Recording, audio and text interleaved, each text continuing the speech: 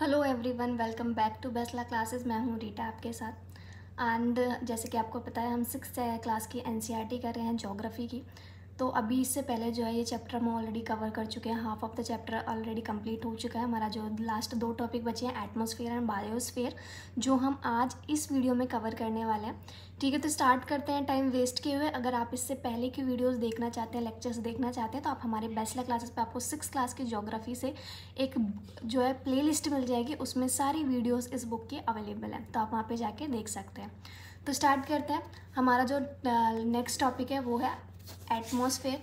Atmosphere की बात करते हैं। What is atmosphere? तो मैंने आपको पहले ही बताया था एटमॉस्फेयर का मतलब क्या होता है। एटमॉस का मतलब क्या होता है? एयर। ठीक है। The earth is surrounded by a layer of gas called the atmosphere. ठीक है, गैस जो है एटमॉस का मतलब होता है। एंड हमारा जो अर्थ है वो जो है सराउंडेड है। सराउंडेड का मतलब क्या होता है कि चारों तरफ से घिरा हुआ है। किससे? एक लेयर से। वो लेयर किस चीज़ की है? गैस की लेयर है। ठीक है, उसी को हम क्या बोलते हैं? एटमॉस्फेयर बोलते हैं। जिसका एक्सटेंट जो है वो अप टू अ हाइट है अबाउट 1600 किलोमीटर। तो इसकी जो हाइट है, जो हमारे लेयर से इसकी जो हाइट है वो अब कितनी है? 1600 किलोमीटर तक जो है उसकी हाइट है। ओके, ये क्लियर होगा। अब हमने क्या किया हुआ है, जो साइंटिस्ट वगैरह हैं उन्होंने जो है क्या किया हुआ है, इन लेयर्स को डिवाइड किया हुआ है। किसमें?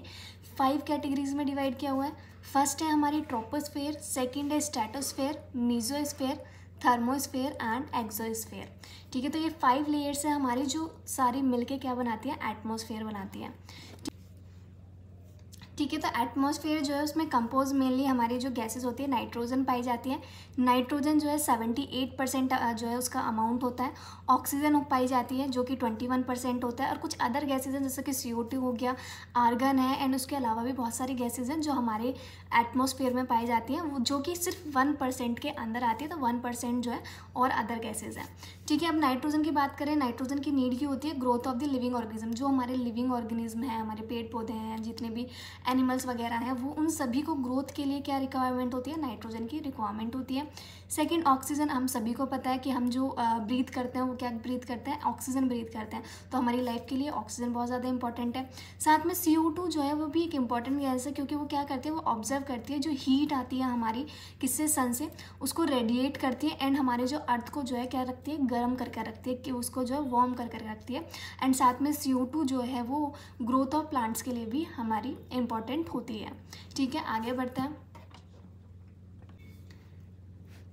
ठीक है, नेक्स्ट है the density of the atmosphere varies with height. जो डेंसिटी होती है एटमॉस्फेयर की वो वेरी करती है हाइट के साथ।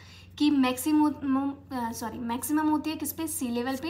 एंड जैसे ही हम ऊपर जाएंगे वो डिक्रीज होती जाती है। ठीक है, जैसे जैसे हम ऊपर जाएंगे तो जो गैसेज है वो क्या होती चली जाती है? कम होती चली जाती है। ठीक है, तो हमें जितना हम ऊपर जाते हैं, पहाड़ों पे जाते हैं या फिर कहीं जाते हैं, तो आपने नोटिस किया होगा कि वहाँ पे जाकर क्या ऑक्सीजन की कमी हो जाती है। वहाँ पे हमें सांस लेने में प्रॉब्लम होती है। क्यों? क्योंकि वहाँ पे डेंसिटी क्या होती है? कम होती है। तो जैसे जैसे ऊपर जाते हैं वैसे वैसे जो है वो डिक्रीज होने लगती है डेंसिटी हमारे एटमॉस्फेयर की। ठीक है, जैसे हम ऊपर जाएंगे टेम्परेचर जो है वो भी ऑल्सो क्या होना स्टार्ट हो जाता है? डिक्रीज करना स्टार्ट होता है। ऐसे ही होता है ना कि जैसे जो पहाड़ वगैरह होते हैं वहाँ पे ठंड ज़्यादा लगती है। उसका रीज़न क्या है? क्योंकि टेम्परेचर जो है वहाँ पे कम हो जाता है। The atmosphere exert pressure on the earth. Atmosphere जो है वो एक प्रेशर लगाती है किस पे? हमारे अर्थ पे। और वो वेरी करता है प्लेस टू प्लेस। मतलब कि ज़रूरी नहीं है कि पूरे अर्थ पे वो सेम होगा। वो प्लेस टू प्लेस जो है प्रेशर जो है वो अलग होता है। ठीक है, एयर जो है वो मूव करती है high pressure to low pressure. ये इंपॉर्टेंट पॉइंट है।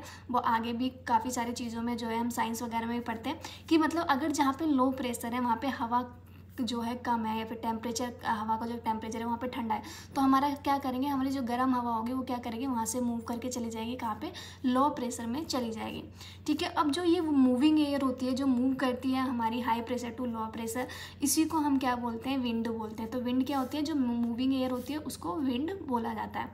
आपको क्लियर होगा यहाँ तक? यही हमारा इसमें जो अभी तक आपको दिया है ये एटमॉस्फेयर के बारे में इतना ही गिवन है। ठीक है, और जो मैंने आपको 5 लेयर्स बताई थी उसके बारे में नेक्स्ट क्लासेस में हम और डिटेल में पढ़ेंगे। लेकिन मैं आपको एक चीज़ बता देती हूँ, जो लेयर्स हैं वो अर्थ से अगर हम चलते हैं तो वो इस सीक्वेंस में आती हैं। पहले ट्रोपोस्फेयर होती है, सेकंड स्ट्रेटोस्फेयर होती है, थर्ड मीजोस्फेयर होती है, फोर्थ थर्मोस्फेयर होती है, देन एक्सोस्फेयर होती है। ठीक है, तो उनका नेक्स्ट क्लास में जो है 7th क्लास की ज्योग्राफी में हम और डीप में पढ़ेंगे। अब बात करें बायोस्फेयर। नेक्स्ट टॉपिक हमारा क्या है? बायोस्फेयर।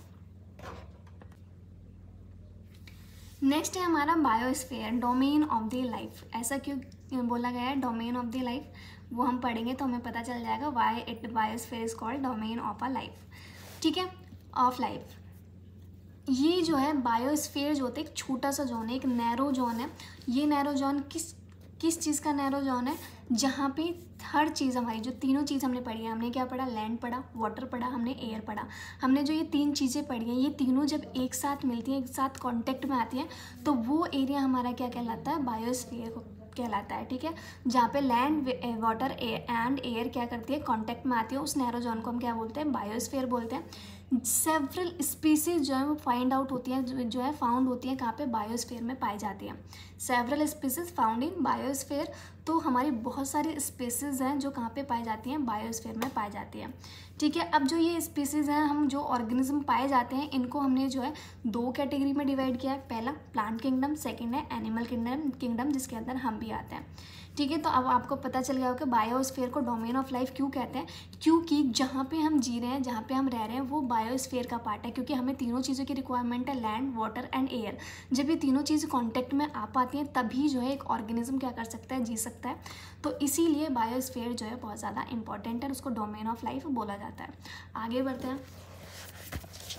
ठीक है, The three domains of the earth interact with each other and affected each other in some way or the other। ये जो हमारी डोमेन्स ऑफ द अर्थ होती हैं, ये क्या करते हैं, एक दूसरे के साथ इंटरेक्ट करते हैं, एंड ये हमें क्या एक दूसरे को क्या करते हैं, अफेक्ट करते हैं कुछ वेज में। और क्या करते हैं, इनकी वजह से, इनका जो इंटरेक्शन होता है, इसी की वजह से जो है लाइफ जो है वो सर्वाइव कर पा रही है अर्थ पे। ठीक है, तो जैसे कि हमने पढ़ा कि डोमेन्स, जो थ्री डोमेन्स होते हैं, वो एक दूसरे के साथ क्या करते हैं, इंटरेक्ट करते हैं तो एक दूसरे को अफेक्ट करते हैं। कैसे अफेक्ट करते हैं, उसका एक एग्जांपल ले लेते हैं। हमें बुक में काफ़ी अच्छा एग्जांपल गिवन है। Cutting of forest for fulfilling our needs of wood और क्लियरिंग लैंड फॉर एग्रीकल्चर में lead to fast removal of soil from slopes. कि अगर हम क्या कर रहे हैं, हम फॉरेस्ट जो है, फॉरेस्ट में क्या कर रहे हैं, ट्रीज़ को कट कर रहे हैं, तो हमें किस चीज़ की नीड है, वुड की नीड है। वुड की नीड को करने के लिए, वुड की जो नीड है उसको पूरा करने के लिए हम क्या कर रहे हैं, फॉरेस्ट को काट रहे हैं। लेकिन जब हम फॉरेस्ट को काट रहे हैं तो हमें क्या प्रॉब्लम हो रही है, हमारी जो सॉइल है उसकी फर्टिलिटी जा रही है, हमारी जो सॉइल है वो क्या बनती जा रही है, सैंड में कन्वर्ट होती जा रही है। तो इस वजह से जो है हम कट क्या कर रहे हैं, कट तो हमने ट्री किया, लेकिन उससे इफेक्ट किसको पड़ा, सॉइल को भी इफेक्ट पड़ा। तो ऐसे ही तीनों डोमेन्स होते हैं वो एक दूसरे को क्या करते हैं, अफेक्ट करते हैं। ठीक है, ऐसे इसमें एक और एग्जांपल है, कुछ नेचुरल क्लाइमेटीज़ जो हमारी आती हैं, अर्थक्वेक वगैरह, वो भी जो भी सरफेस में चेंज होता है, वो भी इसी की वजह से होता है, क्योंकि तीनों के बीच में क्या होता है, जो है एक इंट्रैक्शन होता है। ठीक है, अब बात करें, आपने सुना होगा एक टी सुनामी आई थी रिसेंटली, जिसमें हमारा जो पार्ट था अंडमान एंड निकोबार आइसलैंड का, वो जो है अंडर वाटर क्या हो गया था, सबमर्ज हो गया था। ठीक है, तो वो सुनामी की वजह से हुआ था। एंड जो डिस्चार्ज होता है वेस्ट मटेरियल का, वो लेक्स, रिवर्स वगैरह में हम क्या कर देते हैं, उसको छोड़ देते हैं, जो कि हमारा जो वाटर होता है, जो हम ड्रिंक करते हैं, उसके लिए वो बेनिफिट नहीं देता है। ये कुछ एग्जाम्पल दे रखे हैं कि कैसे वो एक दूसरे को क्या करते हैं, इफेक्ट करते हैं। ठीक है, अब जैसे कि इमिशन हो रहा है इंडस्ट्रीज़ का, थर्मल पावर प्लांट्स हमने लगाए हैं, व्हीकल है, जो क्या करते हैं, पॉल्यूट करते हैं एयर को। एंड कार्बन डाइऑक्साइड जो है वो एक बहुत ही इंपॉर्टेंट कॉन्स्टिट्यूएंट है एयर का, लेकिन उसके जैसे जैसे CO2 इंक्रीज होती है तो उससे क्या हो जाती है, ग्लोबल वार्मिंग बढ़ती है। तो वो क्या है, हमारे लिए जो है हार्मफुल है। तो इसीलिए हमें रिक्वायरमेंट है कि हम अपने नेचर को क्या करके चलें, बैलेंस करके चलें। ऐसा ना हो कि ये चीज़ ज़्यादा हो जाए और ये कम हो जाए, उससे क्या होगा, प्रॉब्लम हमें ही होगी, हमें जो है वो ऑटोमेटिकली क्या करेगा, अफेक्ट करेगा। तो इसीलिए हमारे पास तीनों चीज़ का बैलेंस होना चाहिए। हमारे जो मेजर 3 डोमेन्स है, लिथोस्फीयर, एटमॉस्फेयर एंड हाइड्रोस्फीयर, इन तीनों का ही बैलेंस बना के हमें चलना चाहिए। तो यहाँ पे जो ये चैप्टर है ये आपका कंप्लीट हो जाता है। अगर इससे रिलेटेड आपको कोई भी डाउट हो या कुछ भी आपको किसी अदर टॉपिक पे कोई वीडियो चाहिए तो आप मुझे कमेंट कर सकते हैं, तो मैं आपको जल्दी उस पर एक वीडियो शेयर कर दूँगी। अगर आपको वीडियो अच्छी लगी हो तो please like, share and subscribe कीजिएगा हमारे चैनल को। And thank you for watching this video. Have a nice day.